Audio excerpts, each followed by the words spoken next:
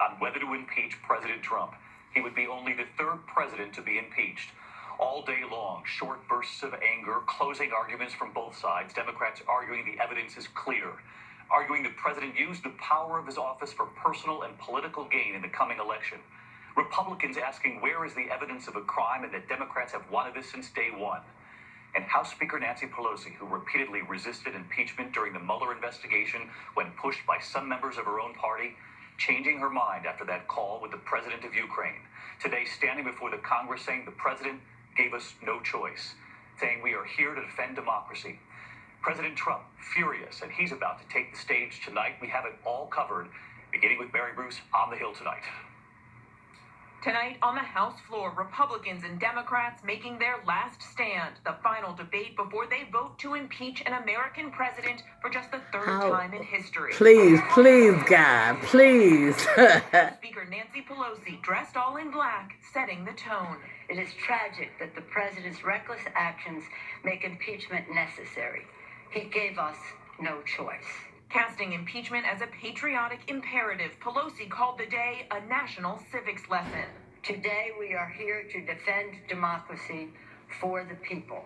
Democrats charge the president abused his power to manipulate the 2020 election, withholding nearly $400 million in military aid and the promise of a White House visit to pressure Ukraine to investigate one of his chief political rivals, former Vice President Joe Biden.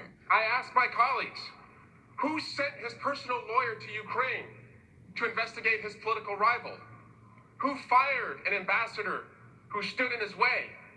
Who conditioned a White House meeting on investigations that only personally benefited him and not the national interest?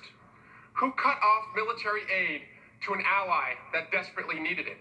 The answer to all of these questions is President Donald Trump. He didn't even need the investigation to be undertaken. Just simply announced to the public the smear of his opponent, would be enough. Democrats argue Trump is a clear and present danger to the next election. He solicited foreign interference before, he is doing it now, and he will do it again. The president is the smoking gun. But Republicans say Democrats are on a partisan crusade, eager to oust the president.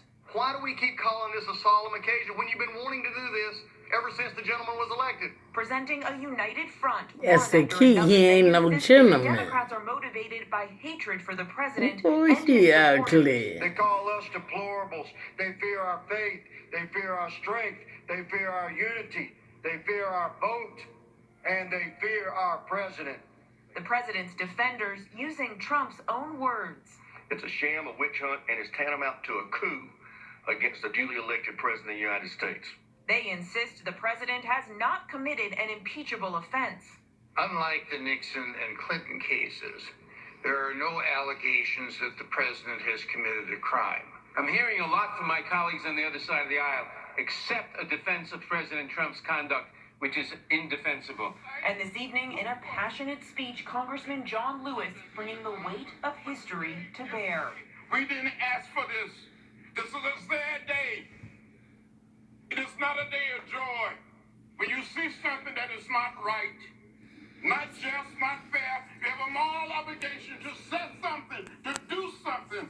We have a mission and a mandate to be on the right side of history. Passion on both sides tonight. Let's get right to Mary Bruce. She's live up on the Hill. And